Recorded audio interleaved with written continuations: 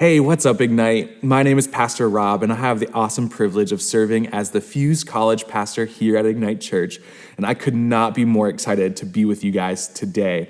Today, we're going to look at Proverbs chapter 3, verses 9 and 10. So go ahead and pull out either your phone, your Bible, or whatever, and go ahead and get to Proverbs chapter 3, verses 9 and 10. And as you take a moment and get there, I want to share a story with you of one of my friends who is a pastor in South Florida. Now, this story happened a long time ago, back when the iPhone 5 was first coming out.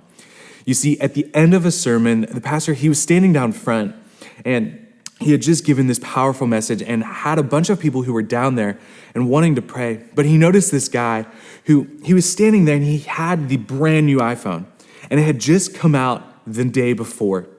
And the guy was standing there, and he was troubled, and he was looking at his phone, and he could just see the stress that's on this man's face.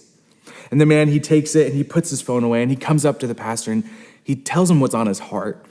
And he's talking about how his finances are struggling and how he wants to be someone that is generous and tithes and lives a life that is giving. But he's struggling to find out how he can do that. And the pastor kind of smirks, and he kind of laughs, and he's like, "Well, can I see your phone real quick?" And the guy's like, "Yeah, sure." So he pulls out his brand new phone, and he's looking at it, and he goes, "Great, so what you're telling me is that this really is God's phone." And the man was kind of taken back. He's like, "No, I just waited 3 hours in line for this phone. This is my phone." And the pastor's like, "No, like really what you're telling me is that this belongs to God." And the guy's confused.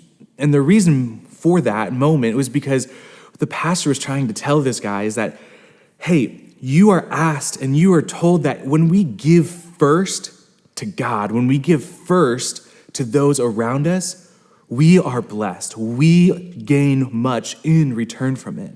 And today, as I said, we're looking at Proverbs chapter 3, verses 9 and 10, which reads, "Honor the Lord with your wealth and with the first fruits of all your crops.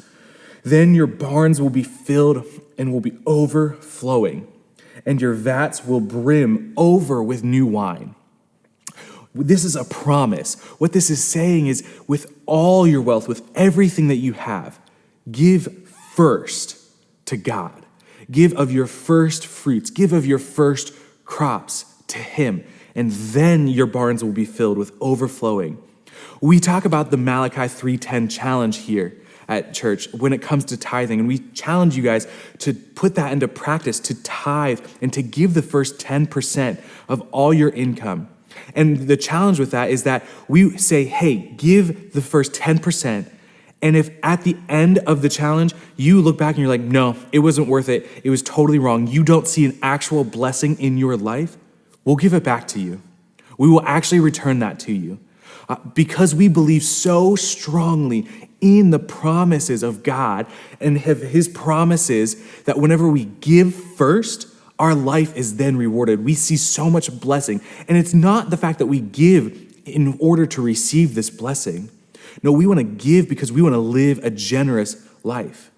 You see, the man with that phone, he had a good heart and he had great intentions, but his priorities were mixed up. And so my challenge for you guys today is to question, how are you taking your priorities and putting them in the right way with everything?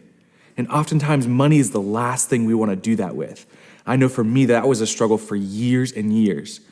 And one day it just clicked. I was like, you know what? I'm going to start tithing. I'm going to start putting the first 10% of my paycheck to God and to everything He's doing. And immediately I saw unbelievable blessings in my life. Now, it's not all financial, but it was just this blessed life where I got to be more generous and I got to have more joy than ever before.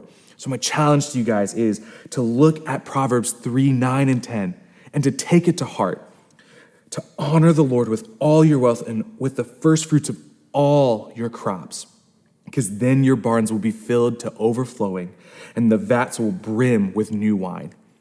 Thank you guys so much for tuning in today. I hope you have a blessed day.